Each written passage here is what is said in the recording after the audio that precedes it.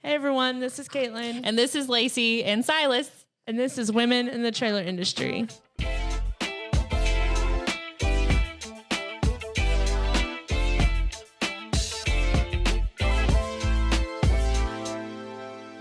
Maybe one day I'll remember that. But very soon it won't be here with us. So for everyone's knowledge, Lacey will not have Silas soon with us anymore. This might be his last podcast. That sucks. It's sad and not at the same time for me. You're like, yeah, more on the not side. Yeah. Mom life. But today we're going to talk about, going to trade shows. How do you pick the trade show to go to, and kind of what that looks like for your company. Y'all just got back from the trade show. What all did y'all learn there? It was always good insights that you get, because it's the same. If you're going to the right ones, you're in the right networking atmosphere to hear like kind of what is going on, what are people doing, where are they moving to, who are they working with, and how can you work together. So it's always a good thing for that, for networking. So it was good. It was a good time. I don't know if we could talk about it on a podcast, but we're trying to decide what we're not going to do in the future, what we are going to do. And that's really what brought this podcast topic up is, how do you as a company decide, first of all, which ones to start trying to go to that would be good for you? And second of all, when to know when it's okay to cut it out. Like networking is always good and you can always justify going and networking, right? But at what point do you decide it's taking too much out and not putting enough in to your business? Definitely. And what we've seen in the past is, going to these things, spending tens, $20,000s of dollars. They're not cheap. And as far as brand, you may see a return on investment, and the networking knowledge you may see, and maybe we're just doing it wrong. But at some places, the return on investment is just not there. So at what time do you look at, okay, how much money is it actually bringing in? Because you can't continue to do something in a business that's not going to bring the money back in, right? Because that's how a business survives. So definitely look at why you're going to the trade show. So if you're going to get involved in the industry, that's one thing, because I think that's how we did make a lot of connections. It did make a lot of networking opportunities, is going to a bunch at the beginning and, learning what worked and what didn't. And have everybody noticing you and and meeting you and so you get your name out there at first. Yep. That's good. Exactly. And you definitely have a lot of trade show friends, go the next year, you'll see them again. And they're always a fun time. Yeah. That's never a question. And then I forgot where I was going with that, but. Sorry, I cut you off. Yeah, you're good. I interjected as I always Train do. of thought gone. So what are your next thoughts on that? Yeah. So, I think too, obviously I always go to return on investment. But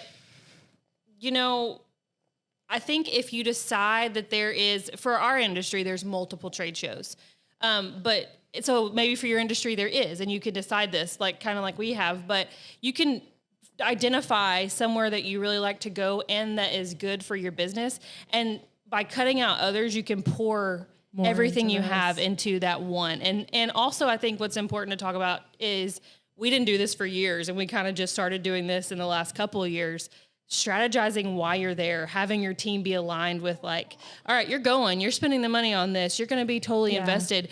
Now your team has to know, they know what you do, but how are you going to put that into words to people, and why are you there, so that we could talk about those things previous to being there? Because I know for many years I'm included in this. I'd just be like, I'm just here. You need some parts? And we do parts. What does that mean? We do parts.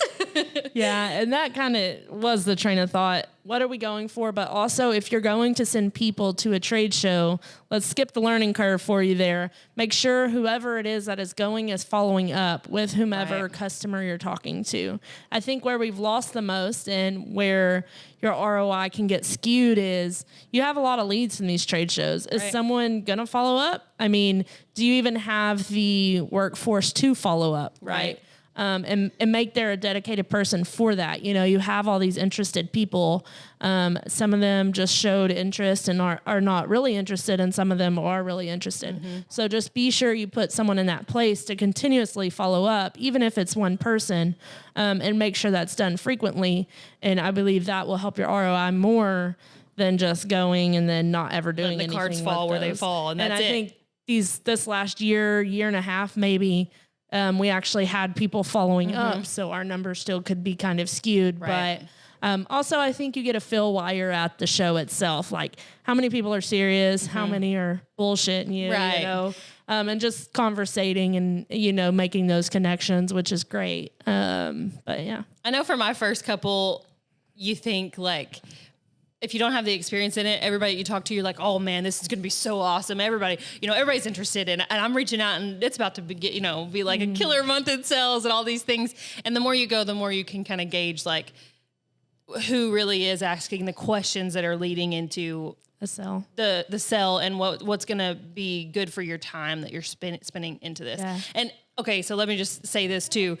Follow up with everybody because you never really know, but you can gauge some interest there. Yeah. Yeah. And definitely, you know, some people's sales cycle is a month, is 2 months, but then some, I mean, it's been 3 years and we've been harping on these same people. And then they're finally like, okay, we'll make I one give purchase. in, you know, Yeah. You know, because they're not getting serviced or whatever's happening with them. So, you know, just keeping those connections alive, even if they're not buying from you. I mean, keeping that relationship, at some point they'll need you and you'll need them. Especially when, you know, things get difficult in the industry. And if you have it in the budget and branding is truly what you're targeting and that's what you're wanting and networking, then absolutely go for all the ones that you want to. For us, we just decided through the years that it would be best to target one specific trade show that we can put it all into and that can be a good ROI for us. And that's what we're going to focus on and that be what it is. So. Yeah, for sure. Another thing to look at is, you know, who is your target person? Right. You know, we identified what our marketing strategy was and who our target audience was.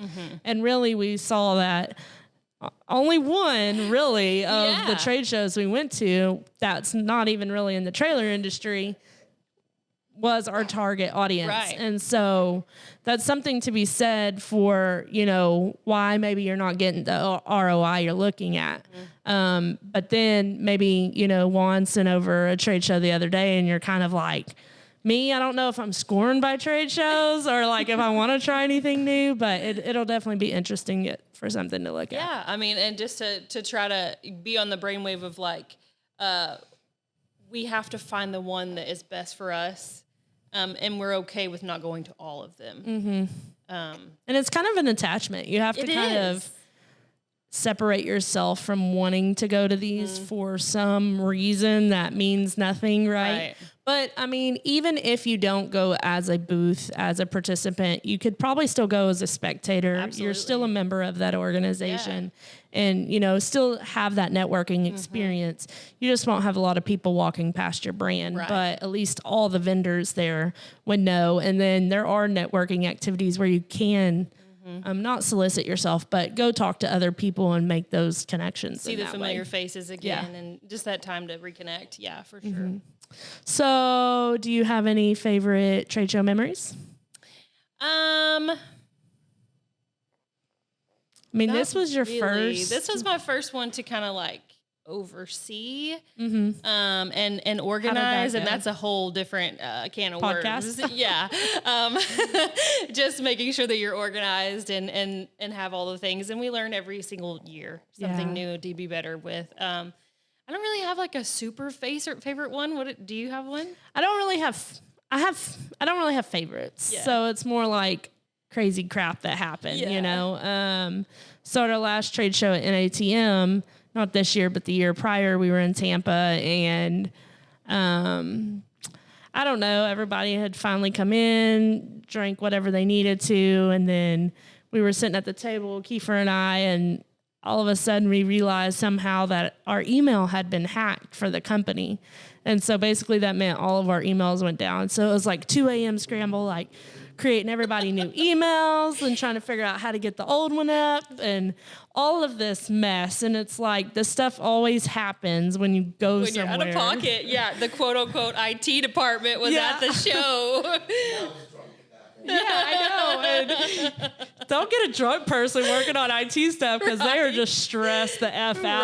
Right. Like, everybody's putting in effort at that point. yeah, it's like, go ahead and go to bed. It'll be okay. Yeah. So luckily we were in an Airbnb and everything was good and Got back we online. could actually work Yeah. simultaneously in a group space. So that was good. There's some other crazy ones. The first time, Kiefer's first day was actually at a trade show. Yeah. So his initiation into the company was there. So that was fun. And him walking around in the rain in Indianapolis is an even better story. Yeah. And like you said, setting up and taking down is just a whole nother can of worms. I know when I first started, we went to the trade show and I kind of just was thrown into it. And you just, first off, you do what you got to do and you got to figure it out. And it is kind of harder when people have done it before you somewhere because then they have all these expectations. Right. And And you're seeing like, if you're going to mess up. Like, Yes. is she going to do this secret thing that I know about? Did I figure but it out? She's like not going to know about. But like when it's yourself and you're like, okay, how do I ship something? How do I receive something? You know, because back then we didn't take it with us. We shipped it all there and had to wait for it. You know, how do you get your carpet? How do you get your curtains? And what are your all that steps stuff. that you have to take? Yeah, I mean, that was all new for me too. But I think back on like my first trade show was NATM in Fort Worth like 3 or 4 years ago. And Where we all went, and that was a disaster. so the too. whole company went. And Don't then phones send your weren't being- entire workforce either. Please don't. Yeah. Selectively choose who you're sending so that you could have a good force at home still to take care of sales. But I walked into it this year and I was like, wow, the perspective that can change in just a few years of just. I walked into that and I was new at the company. I was remote at that time. I think I came in like 1 day a week. Yeah. So I didn't really know everybody and it was my first trade show. And I'm like, I felt like I was back at school, you know, like, you know, going Learning. to college for the first time. So that's what I felt like going into it and everything was new and didn't know people in the industry. So it was like this new experience that you're kind of shy about, right? Like I'm no good at this. And then just a few years later, it's like, I know all these people, like, it's just so quick how it happens and evolves and how the years pass. yes, Like, good for Lord. sure. Going by so fast. It is. Well, I think that's all we have on trade shows. We have one coming up in August, and that is the NATDA. Be looking for us there. We'll have the Trailer Parts Outlet booth, but also women in the trailer industry in full send. And I think we're in the lounge this year, so that'll be fun. We'll be doing podcasts with people. So if you have a company or know somebody who wants to be on it, I know at the last trade show we went to that we just got back from, there's a lot of interest of people that want to be on the podcast and we're open. So let us know. We will totally schedule you in. And there'll be a lot of fun activities this year. Women in the Trailer Industry Committee is hosting a roundtable, so that'll be interesting. It's first year to really see where that goes, who's all involved, and really see what NATDA takes off with that. You know? For sure. It's going to be fun. That's all we have. Be sure to follow Full Send with Juan Hernandez, and make sure you like and follow anywhere you stream your podcast. Bye, guys. Bye.